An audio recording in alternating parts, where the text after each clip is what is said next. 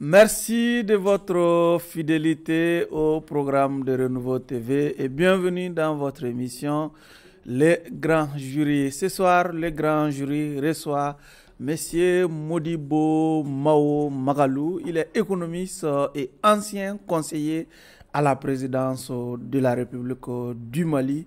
Monsieur Magalou, merci de cette toute première comparution devant les Grands Jurys. Merci Omar Barou Sidibé. Merci à ceux et celles qui nous écoutent et qui nous regardent, et merci aussi à ceux qui sont autour de ce plateau et les techniciens qui nous accompagnent. Avec moi pour vous interroger, Abdraman Keïta, l'intérimaire attitré au niveau du journal de Chana Takiou. En tout cas, grand boss du journal Le Témoin. Keïta, merci d'être là. Titulaire. Journal Le Témoin, mais intérimaire avec 2 septembre. Elhadji Chana Takiou, il est directeur de publication du journal le 22 septembre. J'allais dire le Témoin, mais c'est le 22 septembre. Chana, merci d'être là. Bonsoir Barou, merci. Et je suis Oumar Bessidibé pour ceux qui nous suivent sur la radio Renouveau FM ou la 98.1 FM. Encore une fois, bienvenue à toutes et à tous dans votre émission Le Grand Jury. Monsieur l'accusé, votre observation sur la composition du jury? Non, 2 amis, 2 éminents journalistes qui n'ont pas leur langue dans leur poche. Ce sont des personnalités assez directes, assez sincères dans leurs propos, mais qui cherchent toujours à avoir la force de la raison. Donc on verra bien. D'accord. Keïta? Bon, je pense que dans le préjugé que vous venez de développer, dans ce rôle que vous nous accordez, nous sommes un peu limités parce que nous sommes quand même face à un économiste. Et j'ose penser que le sujet va essentiellement tourner autour de, n'est-ce pas, non, Monsieur le Président? Bien entendu. C'est la situation économique du pays. Donc nous sommes un peu limités dans notre rôle de vouloir forcément raison. Nous serons beaucoup plus à l'école que de chercher à avoir raison. Mais nous serons à l'école pour le compte du public qui nous regarde. Absolument. Et nous ferons tout pour que ce public ne soit pas abusé. Sinon, l'économie, ça se manifeste dans nos marmites, dans nos poches, même la vie quotidienne déjà. C'est transversal. Voilà, c'est transversal. C'est transversal. Donc, nous sommes avec lui aujourd'hui. Nous avons pensé que vraiment cet entretien sera très fructueux et utile pour ceux qui nous regardent. Chana, nous avons Modibo Mao. Ben, Mao, c'est un camarade, un co-débatteur. On se connaît bien. Plusieurs fois, on s'est retrouvés autour du plateau d'Africable, le débat du dimanche. C'est un homme extrêmement rigoureux. Nous faisons un clin d'œil à Sékou Tangara déjà, non? Et bien sûr, au jeune frère Teigneux. Un néné à moi.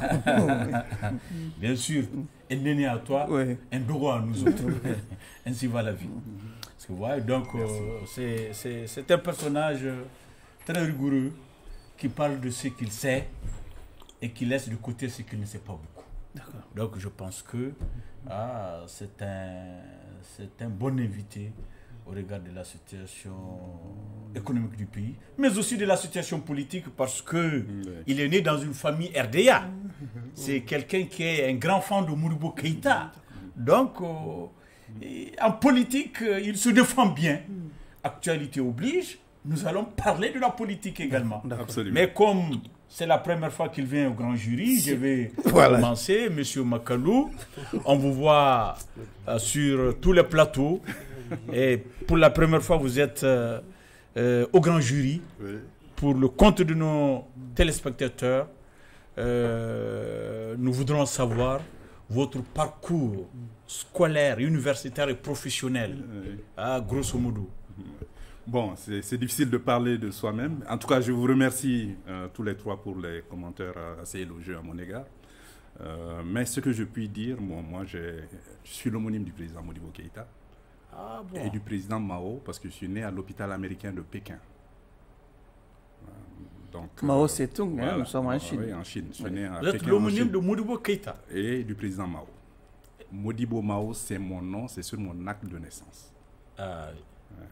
C'est un nom composé. Voilà. Mon père était communiste à l'époque. Il a évolué par la suite. Par rapport à cela... Sauf que Modibo n'était pas communiste. Non, c'était un socialiste. Voilà, c'était un socialiste et un socialiste africain, parce qu'il faut bien définir que africain, voilà, le socialisme africain, c'est ce qu'il a essayé de définir avec ses compagnons du RDA. Mais ce que je puis dire moi-même, je vous l'ai dit, donc je suis né en Chine et après j'ai grandi un peu en France, parce que mon père faisait des études là-bas. Ensuite, j'ai commencé l'école primaire ici, jusqu'en 7e. J'étais à une école qui s'appelait Liberté A, c'est là-bas où se trouve, c'est là où se trouve actuellement le ministère. Boss. Des fils de boss. Pas l'école des fils de communistes. L'actuel ministère de l'Éducation nationale. Oui. C'est là où il y avait l'école. Liberté B, hein, Liberté B, pas Liberté A, pas l'école française, Liberté B.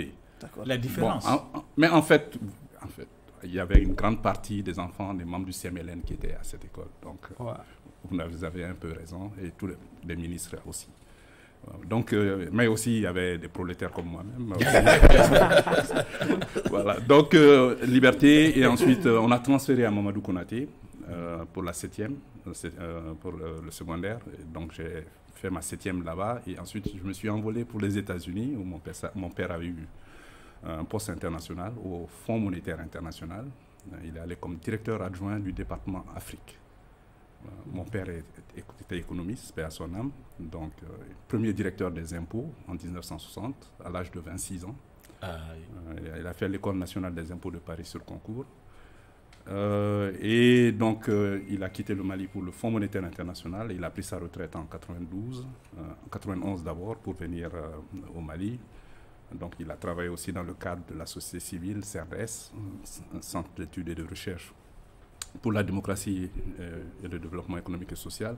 Et vous savez que c'est lui qui a, c'est à travers le CRDS qu'on a organisé les débats radio-télévisés entre les candidats à la présidentielle. Entre autres, il y avait les Muntaka, Maribatrou, tous les débats. Tous les débats, c'était un comité. Participé à créer un comité d'égal accès aux médias, et puis la CENI aussi. Donc, il était un acteur de la société civile parce qu'il pensait que la démocratie, il fallait l'éducation à la démocratie. Donc, on ne pouvait pas entreprendre la démocratie comme ça sans quand même des préalables. Bon, ceci dit, moi-même, je suis rentré, j'ai fait mon bac à Paris, dans une école internationale, un bac international.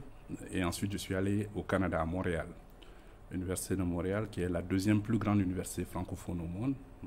Quand j'y étais, il y avait 40 000 étudiants. C'est la deuxième université la plus grande après la Sorbonne. Quand j'ai eu mon diplôme en 87, il y avait 40 000 étudiants. J'ai fait une maîtrise en sciences économiques. Ensuite, je suis allé travailler un peu aux États-Unis. Et je suis venu travailler au Mali, notamment à la Banque centrale. J'ai fait un stage de 6 mois là-bas. Ensuite, j'ai travaillé sur la restructuration des entreprises publiques, au bureau des entreprises publiques. Donc, la privatisation de la BDM, un peu tous ces aspects. Et je suis retourné faire mon MBA. L'absorption de la BMCD. Tout à fait, fusion-absorption. Donc, je suis retourné aux États-Unis faire mon MBA. Et j'ai fini en mai 1992. Et le 10 juin 1992, j'ai décidé de rentrer au Mali parce que le président Konaré avait remporté les élections. Bon, donc avec un copain, on a quand même été appelé par le président Alpha, Oumar Tatamli, Tcherno. Donc on a été appelé à épauler le président Alpha Oumar Konaré dans une cellule prospective, mais j'y suis pas resté longtemps. Je suis allé dans le secteur minier à Siama. Donc à quelques kilomètres de la frontière ivoirienne. J'ai fait 2 ans avec BHP dans la Société des mines de Siama, où j'ai supervisé quand même Siama 2, c'est-à-dire l'extension de la mine de Siama, parce que quand moi j'y étais, on était à 90 mètres sous terre, et on devait aller à 120 mètres sous terre. On avait 3 équipes de 8 heures qui travaillaient 24 heures sur 24. Donc après BHP, je suis allé à Shell, j'étais chef du service consommateur aviation. Donc je m'occupais du dépôt de kérosène à l'aéroport, mais aussi je m'occupais des grands marchés au niveau de Shell. Et mon plus gros marché, c'était Air Afrique à l'époque. Et j'avais le marché de l'armée aussi, l'armée malienne.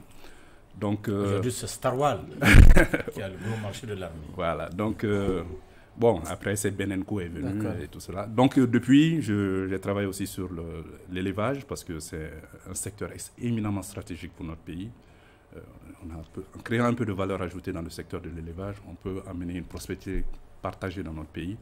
Et quand j'ai fini avec ce projet de l'USAID, j'ai décidé de créer ma société de consultation, IBS, International Business Services, où je travaille avec les multinationales qui veulent venir en Afrique.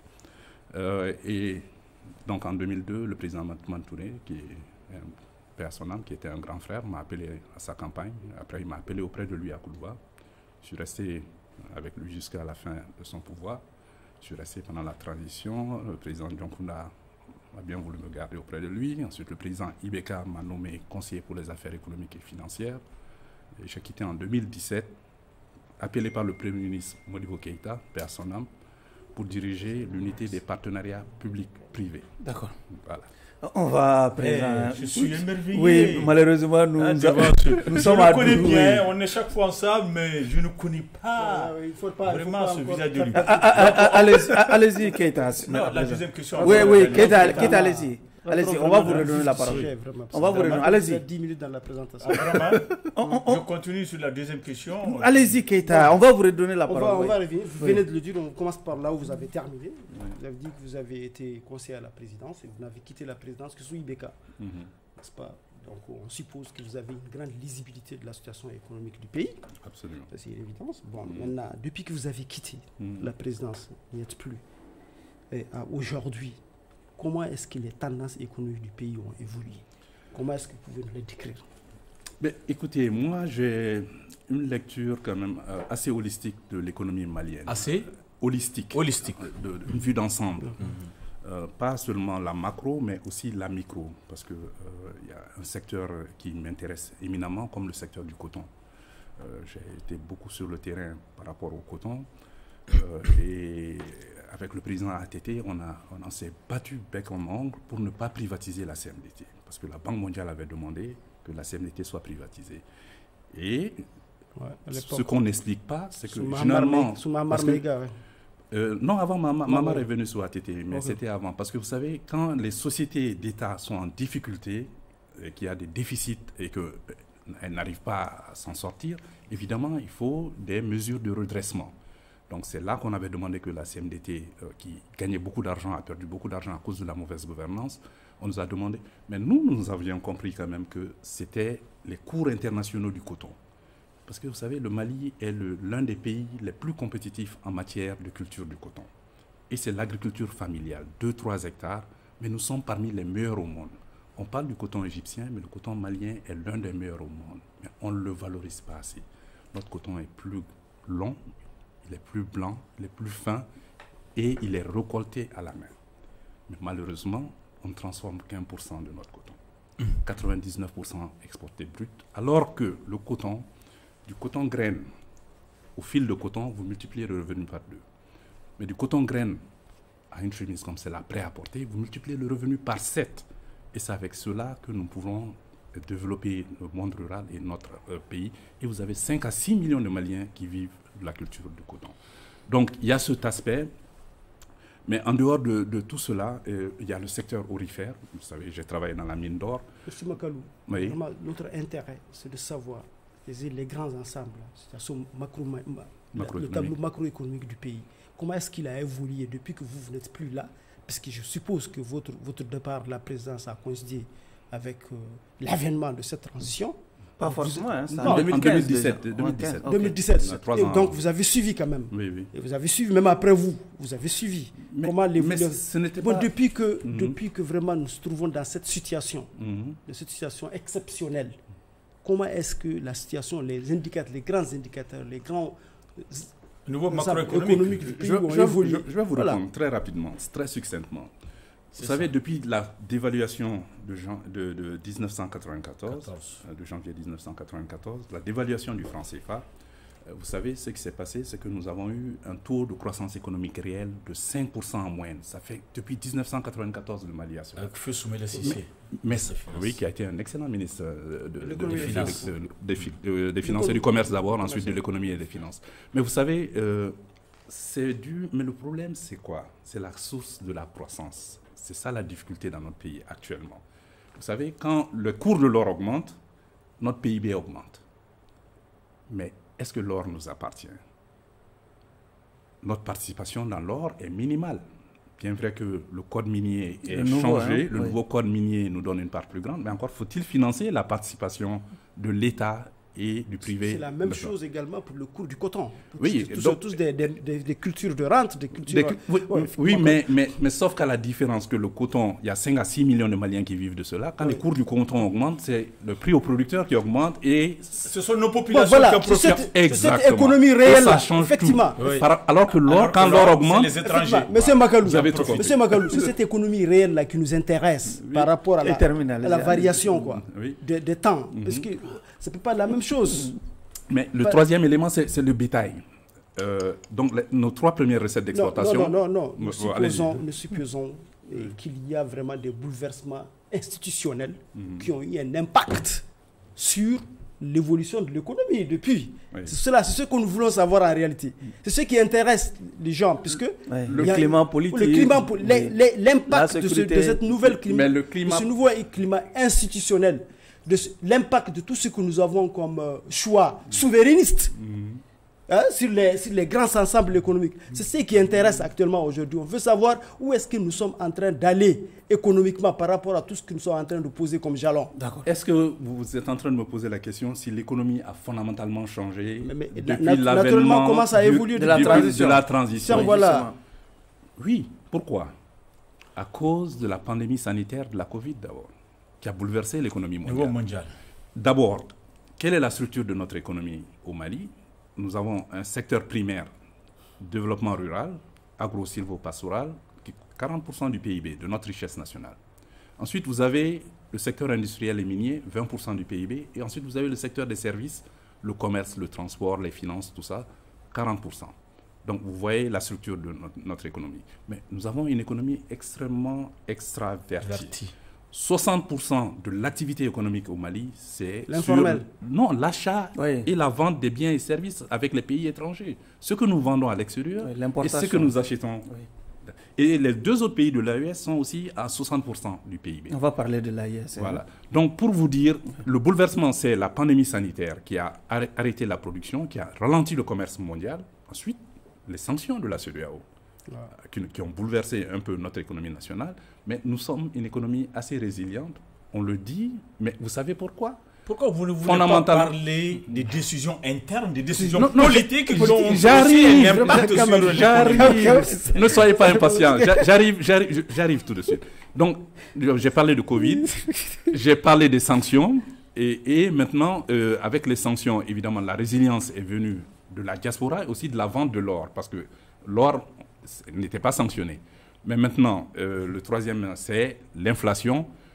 Donc, avec les sanctions, nous avons eu quelques difficultés pour commercer, pour faire des transactions. Mais il n'y a pas eu de bouleversement au niveau de la politique économique au Mali depuis lors. Même avec l'avènement de la transition. De bouleversement de la politique économique. On ne peut pas parler de la politique économique. La politique économique, si. Forcément, il y a un bouleversement, puisque par rapport aux crises que vous parlez, dont vous parlez, il y a eu eu la crise énergétique. Il y a eu ça, c'est maintenant. Ça fait quand même 2 ans que nous vivons la crise économique pratiquement. Il y a eu la crise économique. Il y a eu le retrait de la MINUSMA, qui était une mission intégrée, qui jouait aussi sur l'économie malienne. Il y a eu également le retrait des ONG. Tout cela, ce sont des gens qui ont un impact sur l'économie malienne. Vous ne pouvez pas dire que ces choix souverainistes-là n'ont pas eu un impact sur l'économie malienne. Non, ce n'est pas ce que j'ai dit. C'est pas ce que j'ai dit. Ce que vous n'avez pas évoqué, ce que vous avez occulté, M. Makalou, alors que je n'ai pas occulté. Ce sont des faits qui sont réels, mais leur impact sur l'économie est réel. Mais vous êtes en train de l'occulter dans votre analyse. Mais ce qu'il y a de plus important que le retrait de l'amunissement ou des ONG. La crise énergétique, le retrait des ONG. Non, mais c'est la crise énergétique. Oui. C'est ça l'enjeu. C'est ça l'enjeu fondamental. Vous savez, il y a une corrélation directe, positive, entre l'accès à l'énergie et le PIB. Donc ces délestages nous ont coûté quelques points de croissance au niveau du PIB. Mais c'est plus que cela, ça c'est au niveau macro. Mais au niveau micro, les ménages, parce que je reviens à ce que vous dites, l'économie réelle, le ministère de l'économie et des finances a sorti un rapport en 2023, 98% des unités économiques au Mali sont informelles. Des gens qui vivent au jour le jour. Imaginez, ces personnes n'ont pas accès à l'électricité. Comment elles vont faire? Si tu ne travailles pas, tu ne manges pas ce jour-là. Allez-y, Chana. Oui, monsieur Makalou, nous restons dans l'économie et dans le domaine que vous connaissez peut-être le plus, le secteur minier. Nos autorités ces derniers temps ont pris une nouvelle orientation par rapport au secteur minier. Le dernier conseil des ministres, nous avons vu que l'État du Mali est actionnaire dans plusieurs sociétés. 1. 2. De l'autre côté, on voit une traque aux sociétés minières, au point que certains responsables de sociétés minières sont en prison. Beaucoup sont en prison. Beaucoup sont en prison. Ma question est de savoir, est-ce que la nouvelle politique minière du Mali, elle est porteuse? 1. 2. Est-ce que le contentieux qui existe entre le gouvernement et les sociétés minières qui sont traquées, est-ce que ce contentieux-là, est-ce que vous le connaissez? Si vous le connaissez, expliquez-nous un peu de quoi s'agit-il? Je n'ai pas tous les éléments, mais ce que je puis vous dire, il y a eu un changement dans la législation minière. Nous avions un code minier de 2019 qui était passé par ordonnance. Le Parlement l'avait bloqué par des subterfuges. C'est passé par ordonnance en 2019. Il y a eu le code minier de 2023 qui a été élaboré. Le décret d'application a été pris, je pense, au mois de juillet. Je crois que ça a été élaboré approuvé en Conseil des ministres septembre 2023 et que le décret d'application a été promulgué en juillet 2024. Maintenant, la différence entre ces deux codes miniers, c'est quoi? C'est l'augmentation de la participation de l'État et aussi du secteur privé malien. Dans l'ancien code, nous pouvions aller jusqu'à 20% maximum d'État malien. 10% gratuitement et 10% qu'on pouvait acquérir. Maintenant, dans le nouveau code, on peut aller jusqu'à 20% gratuitement et 10% additionnels peuvent être acquis et le secteur privé peut avoir 5%. Maintenant, là où le bas baisse, c'est l'audit minier qui a été effectué. Cet audit minier, je ne connais personne qui l'a vu.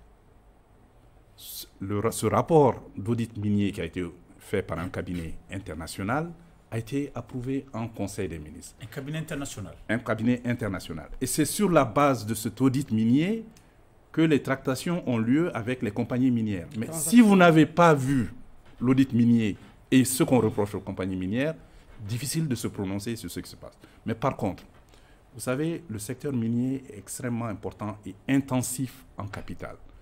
Nous avons toujours eu ces mines au Mali, mais pourquoi on ne les a pas exploitées? Parce que c'est intensif en capital. Pour faire de l'exploration, de la recherche, il faut énormément d'argent. Pour faire de l'exploitation, il faut énormément d'argent.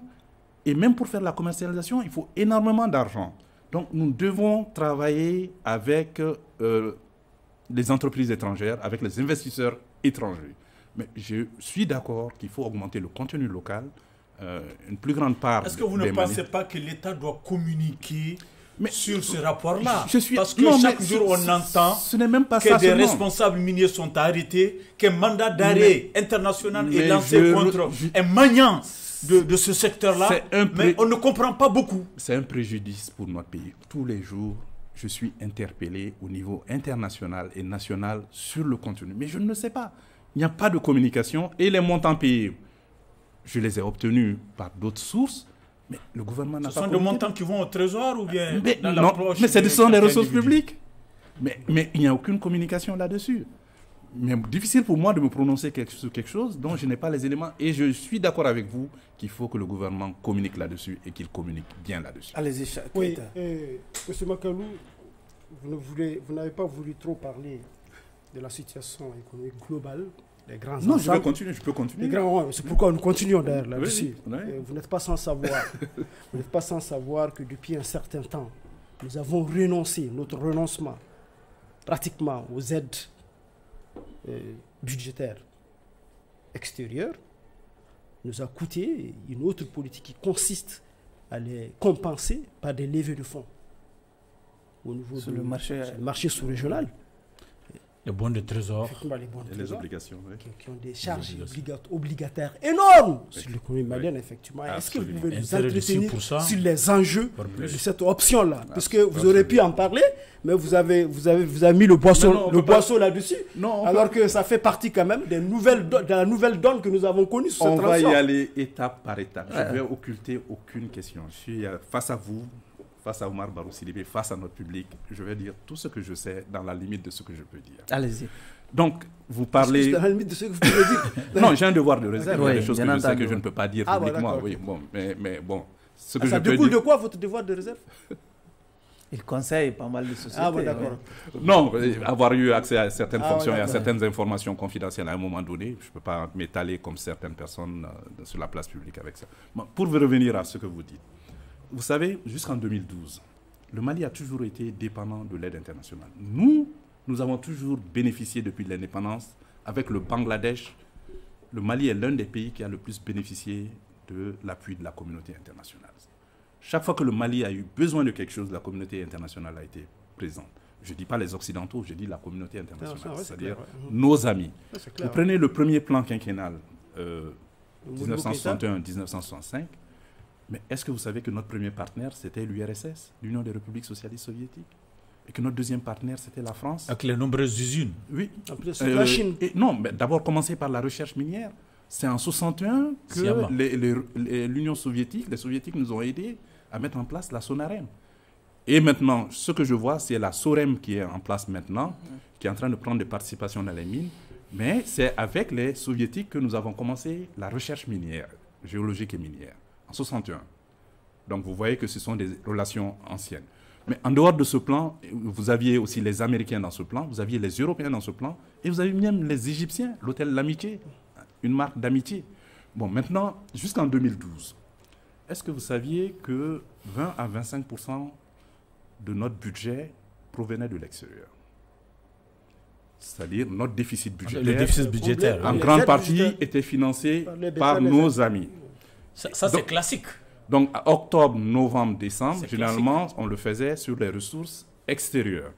Mais maintenant, aussi, 60% des investissements publics, les routes, les centres de santé, les écoles, Des prêts. non, ça provenait de l'assistance extérieure. Donc tout ça, après le coup d'État de 2012, tout cela a commencé à fondre comme neige au soleil. Et sous le président Ibeka, ça avait commencé à revenir. Mais maintenant, tout cela est parti. L'assistance budgétaire, nous n'en bénéficions presque plus. Nous dépendons de nos propres ressources. Mais maintenant, comme vous l'avez dit, nous avons toujours eu un déficit budgétaire. Qu'est-ce que ça veut dire? Ça veut dire que nous avons toujours des dépenses budgétaires qui sont supérieures à des recettes budgétaires. Et vous savez, par rapport aux recettes fiscales, vous avez deux services qui fournissent environ 90% à 95% de nos recettes budgétaires, les impôts et la douane. Donc, avec ces recettes budgétaires, qu'est-ce que nous arrivons à faire? Pas grand-chose. Donc, nous arrivons sur le marché international, sous-régional d'abord, mais aussi international, parce que la dette publique, c'est la dette libellée en devises, en monnaie étrangère, et aussi la dette intérieure, ça c'est la dette extérieure qui est libellée en devises, et vous avez la dette intérieure qui est libellée en monnaie locale, c'est-à-dire en francs CFA, et c'est ça que nous empruntons sur le marché. Est-ce que vous savez que dans la loi des finances 2024, la stratégie d'endettement du Mali, c'était d'emprunter 1443 milliards de francs CFA sur le marché sous-régional de la BCEAO. C'est la zone UEMOA. UEMOA. Oui, de l'UEMOA. L'UEMOA, ouais. Et c'est garanti par la BCEAO, parce que c'est elle qui tient les comptes et c'est elle qui organise les appels d'offres. C'est un projet, une ambition. Donc 1443 milliards. Mais ça, c'est un avantage du franc CFA parce que des pays comme la Guinée ou la Mauritanie qui n'ont pas accès à ce marché ne peuvent pas emprunter sur ce marché. Donc c'est organisé par les 8 pays qui ont en partage le franc CFA. Mais le X, c'est quoi? C'est que depuis 2020, les taux d'intérêt sont en train d'augmenter. Les taux d'intérêt sont basés sur le facteur risque pays. La confiance. Mais l'argent n'aime pas le bruit, je le dis tout le temps, et c'est une réalité. 5-6%, au Sénégal, Côte d'Ivoire, ils sont à 2-3%. Mais aujourd'hui, nous sommes à près de 10%. 10%. Ils étaient à 8% avant. Pour un État souverain, c'est énorme. C'est trop. Mais en même temps, c'est une problématique africaine, parce qu'on est en train de travailler sur le problème de la dette des pays africains. Nos taux d'intérêt sont anormalement... Est-ce que vous pouvez nous expliquer Mais les implications sont quoi? Écoutez, vous savez, le service de la dette, c'est la priorité des priorités. Ouais. Les recettes fiscales dont je vous ai parlé, quand l'État obtient des recettes budgétaires, le budget de l'État, il va être voté par le CNT ce mois-ci. C'est ce qui va permettre, à partir du 1er janvier, à l'État malien de lever l'impôt et d'effectuer des dépenses. Si le budget n'est pas voté, ce n'est pas possible de le faire. Il y a un pays occidental qui traverse une crise et vous voyez qu'ils n'ont pas de budget. France. Voilà. Maintenant, avec ce budget d'État, qu'est-ce qu'il faut? C'est que maintenant, la dette, l'obligation, c'est de rembourser d'abord la dette extérieure. Quelles que soient les recettes que vous avez, vous devez rembourser. Surtout les intérêts de la dette. Non, la dette extérieure, les intérêts, le principal vient après. Mais parce que pourquoi? Si vous ne remboursez pas la dette extérieure, le marché ne marche pas. Non, les bailleurs de fonds arrêtent leur décaissement et même les privés ne vous prêtent plus. Est-ce que d'ici 2025, vous pensez que notre pays est suffisamment crédible pour pouvoir obtenir de prêts suffisants? Non, nous sommes un État souverain. Nous allons toujours obtenir. Mais maintenant, la différence... Ce qu'il a dit, ça son pesant d'offre, vous savez pourquoi? Parce que depuis un certain temps, nous remarquons que vraiment ce que nous arrivons à lever carrément en deçà de ce que nous demandons sur le marché. Non, pas depuis quelques jours. Non, depuis quelques mois. Ouais. Ah non, pas depuis 2 semaines. Peut-être la donne a changé. Mais la donne a changé parce que le gouvernement a changé. Ah d'accord. Bien avant ça. Ok. C'était le cas il y a 1 mois, 2 mois. Ce n'est plus le cas depuis 2 semaines. Ah bon? Oui. Donc Choguel était... Est-ce que vous pouvez nous dire... Pardon. Est-ce que vous pouvez nous dire... Je ne dis rien. Je dis que les investisseurs sont rassurés parce que la semaine dernière, on a eu plus que ce qu'on avait demandé. Peut-être qu'on a parlé de l'élection. Mais il faut des gages de confiance. Oui, mais depuis quand? Est-ce que vous pouvez nous dire... Parce que d'abord, dans le budget d'État, il y a une inscription budgétaire pour les élections et le budget de l'EJ aussi a été mis en place. Donc, est-ce que vous pouvez nous dire les investisseurs regardent tout ça. Monsieur Makalou, est-ce que vous pouvez nous dire dans quelle proportion nous nous sommes endettés depuis ces 4 dernières années, dans quelle proportion par rapport à ce que nous connaissions comme situation avant? Je vais vous dire, en 2008, le taux d'endettement du Mali, parce que vous savez, il y a un critère macroéconomique, il y a une statistique macroéconomique fondamentale par rapport à la dette publique. Donc la dette publique, c'est la dette extérieure plus la dette intérieure. Je n'avais pas expliqué, la dette intérieure est libellée en monnaie locale. Donc ce sont les deux qui font la dette publique. Et cette dette publique, qui doit être remboursée en priorité à travers la dette extérieure d'abord, ensuite la dette intérieure, ensuite la dette fournisseur, les 200 milliards dont vous avez entendu parler, vient en 3e lieu. Parce que si vous ne payez pas les 2 premiers, vous allez tomber en conflit avec les bailleurs de fonds et même le secteur privé ne va pas vous prêter de l'argent. Donc maintenant, c'était quoi votre question encore? C'est déjà répondu. Les proportions dans lesquelles nous sommes endettés depuis... Voilà, donc en 2008, notre taux d'endettement public, donc le critère macroéconomique fondamental, c'est l'encours de la dette. Qu'est-ce qui vous reste à payer par rapport à votre produit intérieur brut? Le produit intérieur brut, c'est votre revenu. C'est comme si on vous disait quel est votre salaire et quel est le prêt que vous avez pris à la banque. Donc, ce qui vous reste à payer, la norme de l'UEMOA, c'est que la dette publique ne doit pas dépasser 70% du PIB. Au-delà de 70%, vous êtes surendetté. D'accord. En 2008, nous étions à 28%. Aujourd'hui, nous sommes à 55%. Mais en 2020 et maintenant, la dette a pris des proportions très importantes.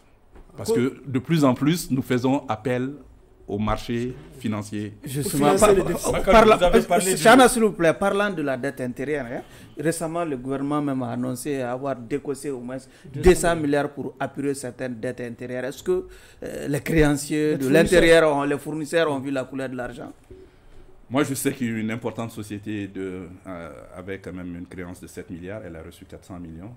Je ne sais pas si c'est depuis comment les choses ont évolué. Je ne suis pas dans les secrets des dieux. 10%, 3%. Le ministre des Finances a fait une annonce. Maintenant, ce sont les fournisseurs qui peuvent peut-être nous informer sur ce qu'ils ont reçu ou ce qu'ils n'ont pas reçu. Mais c'est un aspect important. Mais je pense que même si c'est 1 franc que le gouvernement a payé, c'est important. Parce que qu'est-ce qui se passe? Si vous ne payez pas la dette fournisseur, vous êtes chef d'entreprise. Vous avez rendu un service à l'État, vous avez fourni une prestation, vous avez livré du matériel ou de l'équipement, vous n'avez pas été payé. Vous avez pris un prêt à la banque. Voilà. Vous n'avez pas payé votre loyer. Vous n'avez pas remboursé la banque. Mais vous n'avez pas remboursé vos fournisseurs. Mais comment vous voilà. Donc ça c'est l'économie circulaire. C'est pour cela que c'est important de payer cette dette fournisseur et on encourage l'État à aller dans ce sens. Même nous, médias, nos petits fonds de 2 millions, 1 million 500 000, nous avons des problèmes, des difficultés à nous faire payer au niveau du trésor. Mais c'est toujours par rapport à la trésorerie de l'État parce que l'effort de guerre est en train d'être financé. Et vous savez que la trésorerie de l'État... Maintenant, pour inverser cette tendance, est-ce que vous avez des propositions à formuler à l'endroit du gouvernement? Oui, il faut résoudre d'abord la crise énergétique. C'est la priorité des priorités. Parce qu'elle a un impact d'abord sur la sécurité physique, sur la sécurité humaine. Avec de l'obscurité, vous ne pouvez pas sécuriser quoi que ce soit. Absolument. Et sans énergie, vous ne pouvez rien produire. Parce que le facteur énergétique a un impact non seulement sur la production nationale, mais sur la consommation nationale, qui sont des déterminants importants du produit intérieur brut. Imaginez toutes ces entreprises qui ont fermé. Imaginez tout ce secteur informel. Mais vous avez vu les powerbanks, les gens qui n'ont pas accès à de l'énergie, les boutiquiers, les vendeurs, même les vendeurs de poissons, de glace, mais de viande. De viande, parce qu'on n'arrive même plus à conserver la viande. Et ça, ce sont des aspects très importants de notre économie, parce que nous avons une économie largement informelle et qui est basée sur les services. Donc, la résolution de la crise énergétique, mais avant tout cela, ce qui est encore plus important et qu'on est en train de voir aujourd'hui, c'est des gages de confiance. Comment ramener la confiance au niveau du pays, la stabilité institutionnelle. Ça, c'est le retour à l'ordre constitutionnel. Ben, même si c'est annoncé, le dialogue au niveau du pays, parce que l'argent n'aime pas le bruit.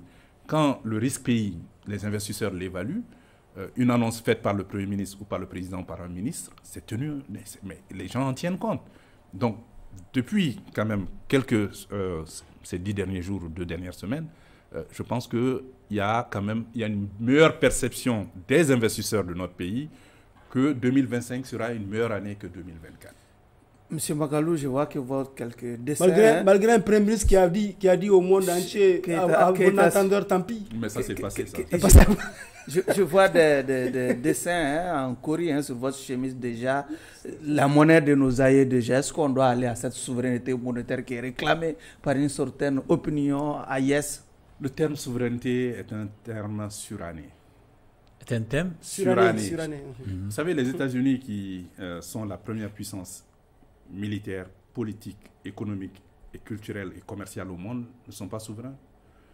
Parce que la dette souveraine des États-Unis... Ils ne sont pas souverains dans notre entendement. Mais ils ont leur monnaie, je parle de monnaie. Ils ont leur monnaie, mais leur dette est détenue par la Chine et le Japon, en grande partie. Les 2 premiers créanciers de la dette souveraine américaine sont la Chine et le Japon. Est-ce qu'on doit battre notre monnaie? Et si la Chine et le Japon, aujourd'hui, au niveau commercial, ont des difficultés avec les États-Unis, mais ça va poser un problème parce que les États-Unis ont un des taux d'endettement parmi les plus élevés des pays industrialisés.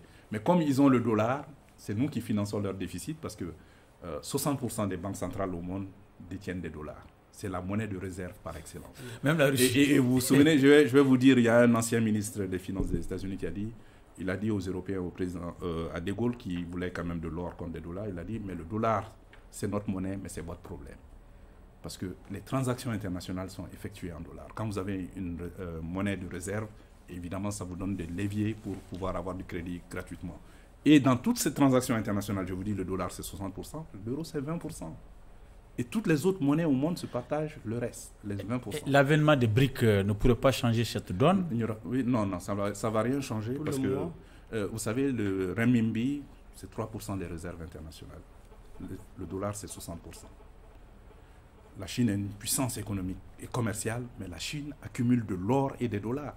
Parce que les avoirs officiels, ce qui garantit la monnaie d'un pays, pour revenir à votre souveraineté, lorsque nous voulons créer une monnaie nationale, elle doit être adossée à des avoirs officiels, des réserves de change, que sont l'or et les devises, c'est-à-dire les monnaies qui sont librement Est-ce que échangeables. vous êtes en train de dire que les pays de l'AES ne peuvent pas taper leur monnaie? Ils peuvent. Même demain, ils peuvent. Comment? Ils n'ont même pas d'or, ils n'ont pas de réserve d'or. Ils produisent de l'or, mais ils n'ont pas de réserve qui leur appartient. Tu peux produire ton or demain, c'est une décision politique, mais comment tu vas garantir cette monnaie? Voilà. Est-ce que tu veux avoir une monnaie fort. fiable ou est-ce que tu veux avoir une monnaie de singe? Tu sais ce que c'est qu'une monnaie de singe? Comme celle de la Guinée. Non, pas la Guinée, peut-être le Zimbabwe il y a un an, ou le taux d'inflation, ou bien le Venezuela. Vous prenez une brouette pour aller acheter une baguette de pain. Donc, la fiabilité de la monnaie, il faut que vos réserves de change, soit l'or, soit les devises, ou les deux, puissent garantir à tout moment 3 mois d'importation. C'est ça la condition sine qua non de créer votre monnaie. Si vous ne faites pas ça et que vous créez votre monnaie, vous allez avoir une monnaie non fiable. Est-ce que vous pensez que les pays de l'AES peuvent créer leur monnaie? Si c'est le cas, est-ce que c'est une bonne opportunité pour l'économie de ces 3 pays? Ces 3 pays sont en train de financer l'effort de guerre. Vous l'avez dit. En janvier, j'avais fait quand même... Jusqu'en mars, je pense que ces 3 pays avaient emprunté sur le marché financier sous-régional 6 000 milliards de francs CFA. Devaient encore 6 000 milliards de francs CFA au marché financier international. Ils doivent rembourser cela. Ils doivent financer l'effort de guerre. Ils doivent financer les programmes sociaux, les services sociaux de base. Si vous créez votre monnaie, maintenant, avec la dette que vous avez, parce que n'oublions pas que ce sont des économies spécialisées. Le Niger, quand même, est 2e producteur africain d'uranium. Le Mali est 4e producteur d'or. Le Burkina, 5e producteur d'or. De gros producteurs. Mais nos recettes d'exportation, même les dollars que nous obtenons, les devises, est-ce que cela peut garantir notre monnaie? Donc, il faut faire une analyse avantage, coût-bénéfice par rapport au franc CFA. Est-ce que si nous abandonnons le franc CFA, on pourra faire les mêmes choses avec notre monnaie nationale? Et là, vous aurez la réponse. Avant même d'aller à la monnaie, est-ce que vous pensez, que c'est une bonne option même de quitter, même si on ne crée pas la monnaie, de quitter même la CEDEAO? Quels sont les avantages aujourd'hui comparatifs de ces 3 pays qui leur permettent de résister aux conséquences, aux conséquences même de leur retrait qui sera effectif jusqu'en janvier, puisqu'il reste encore du temps pour les négociations. Comment est-ce que vous entrevoyez? Est-ce que vous pensez que leurs avantages comparatifs leur permettent de franchir ce Rubicon, ou il est temps pour vous de reculer? Donc vous parlez de la CEDEAO et vous parlez de l'AES. Je parle surtout de la CEDEAO. Non, la confédération de l'AES, des États du Sahel, de l'Alliance des États du Sahel et la communauté économique des États de l'Afrique de l'Ouest. Qu'est-ce que c'est que la communauté économique des États de l'Afrique de l'Ouest? Elle a été mise sur les fonds baptismaux le 28 mai 1975, 15 pays. Est-ce que vous savez qu'aujourd'hui, avant le retrait de ces 3 pays, nous sommes la 18e puissance économique au monde, tirée par le géant africain, le Nigeria. Mais par contre, si vous prenez la Côte d'Ivoire, le Nigeria, le Ghana et la Côte d'Ivoire, ça constitue environ 80% de l'économie de la CEDEAO. Donc les 12 autres pays, c'est 20%. Si on ajoute le Sénégal, parce que... Le Sénégal, c'est moins de 10% du PIB. Donc, le Sénégal, beaucoup moins. Et bien loin derrière ces 3 autres pays. Donc, la CEDEAO, maintenant, veut aller vers une monnaie unique en 2027, qui s'appelle l'ECO. Mais maintenant, au niveau africain, vous avez ce qu'on appelle les communautés économiques régionales géographiques. L'Union africaine a mis 5 communautés économiques. L'Afrique est divisée en 5 communautés économiques régionales. Donc, les 15 pays se retrouvent au sein de la CEDEAO. Si nous quittons la CEDEAO, il va falloir créer une autre entité pour que nous nous retrouvions au niveau de l'Union africaine. Mais ce n'est pas ça le problème. On peut toujours trouver... Le phénomène de subsidiarité. Mais maintenant, la Mauritanie, en 2000, a quitté la CEDEAO. Ils sont en train de faire des appels du pied pour Non, mais ils sont revenus. C'est un État associé aujourd'hui. Le Maroc a demandé à intégrer la CEDEAO en 2017. En tant qu'observateur. Mais le Nigeria n'en veut pas, parce que le Maroc est très industrialisé. Et la Tunisie a demandé à intégrer la CEDEAO. Nous, évidemment, si nous quittons la CEDEAO, l'impact sera plus important pour le Niger que pour les 2 autres pays. Parce que le Mali, notre premier partenaire commercial, c'est le Sénégal. Le Burkina, son premier partenaire commercial, c'est la Côte d'Ivoire. Et ces pays se retrouvent au sein de l'UEMOA. Et on partage la monnaie commune, le franc CFA. Mais par contre, le Niger est très dépendant. Le Niger est très dépendant du Nigeria. Là, je reviens alors. Et du Bénin quelque part. Non, je reviens. Non, surtout du Nigeria. Et du Bénin, bien sûr. Parce qu'ils ont 1500 km de frontières et 8 des régions administratives du Niger, 5 sont frontalières avec le Nigeria. Là, je reviens. Vous posez votre dernière question. Non, l'avant-dernière surtout. C'est votre dernière question. Là, je reviens. Donc, il faut des passerelles obligatoirement. L'avant-dernière, il faut négocier. Il faut enchaîner. C'est une question de rebond par rapport à ce qu'il a dit. Parce que vous avez dit en même temps que la CEDEAO veut aller vers l'éco. Alors que nous, en quittant la CEDEAO, nous misons surtout sur les avantages de lui et moi. Maintenant, si la CEDEAO va vers l'éco, quelle sera l'option, quelle sera l'alternative de ces 3 pays-là qui ont quitté la CEDEAO en misant sur le moi? Excellente question pour un non-économiste. Ouais. La disparition l'avènement de l'éco va amener la disparition du franc CFA. De l'UMOA. C'est clair? De l'UMOA. Et de facto de l'UMOA. Oui, absolument. Donc on aura d'autres choix l'objectif, c'est que de créer notre monnaie ou bien de rejoindre encore la CEDEAO. Absolument. Voilà. Mais ça, on peut gagner du temps. Vous savez, parce que l'éco, ce sera une banque centrale de type fédéral pour les différents pays qui composent la CEDEAO. Avec les banques centrales. Voilà. Mais évidemment, ce sera piloté par le Nigeria et ce sera une monnaie flexible. Et ce sera adossé à un panier de monnaie, de devises. Ce ne sera pas adossé à l'euro seulement, mais au dollar, au yen. Allez-y, Chara. Chara, terminé. Allez-y. Ma dernière question. Oui, votre dernière question. L'ultime question. Monsieur Makalou, Oui. actualité oblige. Aujourd'hui, les 11 leaders politiques arrêtés ont été libérés. Bien sûr, dit-on, à l'initiative, à l'issue d'une négociation menée par l'ancien Premier ministre Pinochet. Est-ce que tout cela ne montre pas un changement de cap avec l'avènement du nouveau Premier ministre? Absolument. Et ça, c'était un des signaux positifs qui est perçu à l'intérieur du pays et à l'extérieur du pays. C'est la décrispation, c'est très important. C'est pour cela qu'on revient encore à dire l'argent n'aime pas le bruit. Parce que chaque fois qu'il y a des frustrations, chaque fois qu'il y a de la rancœur, chaque fois qu'il y a des mouvements d'humeur, évidemment, ça accroît l'incertitude. Et quand vous accroissez l'incertitude, ça amène des difficultés au niveau de la lisibilité et de la prévisibilité des politiques publiques. Maintenant, vous savez, Massama Diabaté disait « L'homme qui détient le pouvoir détient un sabre qui a un double tranchant. S'il le lève au-dessus de sa tête, il risque de se fendre le crâne. S'il le baisse trop, il risque de te couper le ternon. » Donc, avec le pouvoir, il faut de la modération. Il faut le dialogue. Et je salue des 2 mains cette décrispation, la libération de ces personnels politiques qui est détenu, mais ce n'est qu'un début. Je pense qu'il y a d'autres personnes qui sont détenues et nous devrions quand même amener une décrispation totale du climat. Vous parlez de Rasbach. Oui, Etienne Fakaba et puis un certain nombre de personnes sur le plan politique. De Issa Kaoudjoum. Oui, Issa Kaoudjoum. Toutes ces personnes, je n'ai pas voulu citer une personne pour ne pas en oublier d'autres, mais je pense à toutes ces personnes parce que le Mali sera construit par tous ces enfants et il faut rassembler pour construire.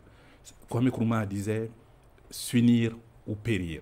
Mais aujourd'hui, nous traversons des difficultés, mais c'est dans l'union que nous aurons la force de dépasser les obstacles auxquels nous faisons face. Et nous avons besoin de tous les enfants du pays qui sont de bonne foi pour aider cette transition à sortir de cette transition. Ok, il a mangé une dernière question. Allez-y. Une ultime question. Revenir un peu en arrière. Hein. Parce que par rapport à ces levées de fonds, là, nous apprenons de plus en plus, quand vous l'avez dit, que la situation est en train de se stabiliser avec plus de conscience, que l'État malien est en train d'inspirer au potentiel partenaire de ces trucs-là. Mais avant ça, nous apprenons qu'en réalité, l'essentiel de ces obligations revenait par obligation à des banques et des structures maliennes. Donc certaines sont obligées même de plonger dans leur DAT pour prendre des obligations à l'État, pour pouvoir boucler les besoins de l'État. Quelles sont les implications selon vous, économique de cet état de fait? Oui, mais je pense que la donne a changé depuis. Depuis quelques semaines. Oui. Mais seulement il y a... Oui, mais ça a déjà eu lieu. Mais non, ce qui est important, c'est le ton qui est donné. Mais vous savez, Maurras disait qu'une politique se juge par ses résultats.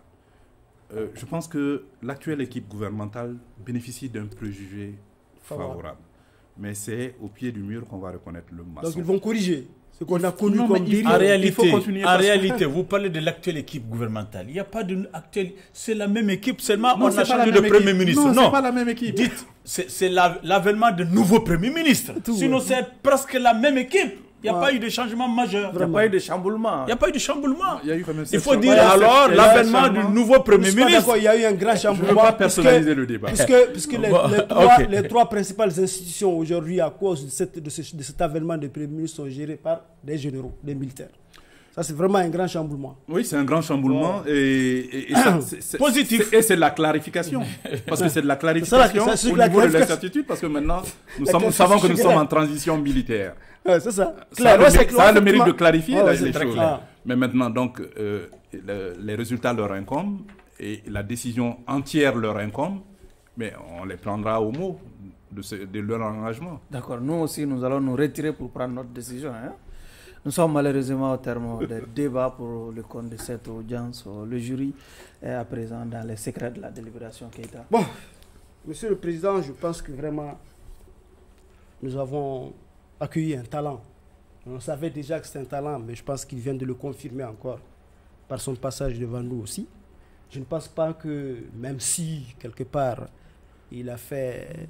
au détour de son devoir de réserve, il a pu occulter certaines questions, mais je pense que l'essentiel des questions que nous avons posées et qui ont porté sur son domaine de prédilection, ont été vraiment répondues avec beaucoup de tact, surtout, le tact vraiment du pédagogue. Puisque si on a perdu du temps, c'est aussi parce que j'ai l'impression c'est un enseignant, et qu'il aborde chaque question avec le talent de l'enseignant pour chercher à mieux faire comprendre, à entrer dans certains détails. Donc cela n'est qu'à son crédit, puisque je suppose que vraiment les téléspectateurs et les auditeurs ont tiré beaucoup d'enseignements de ce qu'il a développé ici. En outre, vraiment, j'ai rencontré un homme de grande sagesse, puisque la dernière question qu'il a posée m'a vraiment impressionné. La réponse à la dernière question m'a vraiment impressionné quand il aborde cette nécessité de décrispation de la politique, de l'environnement politique. Il le faut réellement, mais lui, il le regarde d'un œil d'économiste, parce qu'il est certain que cela pourrait drainer des investisseurs, cela pourrait donner beaucoup plus de confiance aux partenaires. Ça aussi, c'est à son crédit. Et je vais d'ores et déjà vous demander, Monsieur le Président, de le libérer sans fioriture, mais qu'il me permette un peu de nuancer cette question de libération de ces 11. Parce que, Chana l'a répété, c'est sur la base de négociation, d'intermédiation, qu'ils ont recouvré aujourd'hui leur liberté. Ça veut dire, ça m'amène à m'interroger sur vraiment le rôle de la justice dans ce pays. Si vraiment on doit obtenir de la libération, non pas sur la base des dispositifs et des dispositions légales qui gèrent les questions, mais sur la base de négociation, ça veut dire qu'en réalité, la justice pourrait être devenue, quelque part, un instrument du pouvoir qui en fait ce qu'il veut et quand il veut. Je pense que ça ne doit pas être vraiment encourageant. Par-delà, je veux dire tout ce que ça comporte comme décrispation, comme libération des gens qui vont rejoindre vraiment par-delà sa teneur sociale. Je pense qu'il faut s'interroger sur cette justice qui est en train de devenir non pas seulement d'incarner non pas seulement une politique pénale, mais aussi une certaine politisation du pénal. D'accord. Chana. Merci, Monsieur le Président. Monsieur le Président, tout d'abord, pourquoi ne pas se réjouir de la libération des 11 leaders politiques? Sur ce plateau, nous avons dénoncé leur arrestation. Sur ce plateau même, nous avons demandé, réclamé leur libération. ils sont aujourd'hui libres. Quelle satisfaction pour nous. Nous sommes contents pour leur libération. Et nous sommes contents également pour le Premier ministre parce que c'est à son crédit, c'est à son honneur. C'est à l'honneur aujourd'hui du pays de libérer ce que certains appellent des prisonniers politiques. Des prisonniers politiques. Ils sont libres. J'ai dit c'est vraiment à l'honneur du Premier ministre. Il faudrait l'encourager, comme tu l'as dit, afin que Rasbach puisse être libre. Oui. Afin que l'universitaire Etienne Fakaraba Sissoko puisse être libre. Afin que Kaoudjim puisse être libre. Le Premier ministre est interpellé pour apaiser le climat politique. Parce que du climat politique, de son apaisement, dépend de l'arrivée des investisseurs. De ce climat politique dépend également de l'évolution de notre économie. Monsieur le Président. Monsieur le Président, autant nous sommes contents pour la libération de 11 leaders politiques, autant nous sommes frustrés encore pour la fermeture de Djoliba TV News. De la même manière que les leaders ont été libérés, Djoliba TV News doit être autorisé à émettre de nouveau. Et ça prend du temps. Ça prend du temps. C'est vrai qu'avec le recours gracieux, la HAC a un mois. Mais rien n'empêche la HAC, 3 heures après, 24 heures après, 48 heures après, de délibérer. De délibérer. La HAC a interpellé encore une fois de plus le Premier ministre, plus parce que la HAC est sous son autorité. Le Premier ministre a pris un bon chemin. Je pense qu'il doit s'incruster dans cette voie pour que Djoliba TV News puisse émettre de nouveau. Cela dit, Monsieur le Président, qu'est-ce que je peux dire par rapport à Makalou qu'Abdraman Keïta n'a pas dit? Un talent. Un talent. Vraiment, je pense que nous avons été bien servis ce soir. Nous avons été servis en matière économique. Il a tout dit. Vraiment, je ne pourrais pas dire plus qu'Abdraman concernant Makalou. C'est pourquoi je joins ma voix à celle d'Abdraman Keïta pour demander sa libération parce que le pays a besoin de lui. Le pays a besoin d'un esprit ouvert. C'est un débatteur. Il participe au débat politique. Il participe à éclairer les populations. Il participe à notre information. Vraiment, il y a beaucoup d'intellectuels dans le pays, des économistes, des agrégés. Mais il faut le dire, peut-être qu'ils font des publications qui sont invisibles. Mais pas comme Makalou. Makalou publie. Il vient sur les plateaux, il vient sur les antennes. Nous avons besoin de professeurs agrégés. Nous avons besoin de docteurs pour leur éclairage. C'est comme ça que nous allons tous ensemble contribuer vraiment à faire avancer notre pays, à faire avancer la démocratie. Monsieur le Président, libérez-le. Aucune difficulté alors pour moi de libérer purement et simplement l'accusé des liens de l'accusation. Par conséquent, M. Magalou, vous êtes acquitté. Un dernier mot. Je vous remercie beaucoup pour cette en tout cas, indulgence, si je puis m'exprimer ainsi. Mais je veux faire une dernière remarque qui sera politique. C'est le rôle du gouvernement d'assurer le maintien de l'ordre public et de la paix sociale sur l'ensemble du territoire. Je vous remercie. Ainsi prend fin ce numéro de votre émission Grand Jury qui recevait comme invité M. Modibo Mao.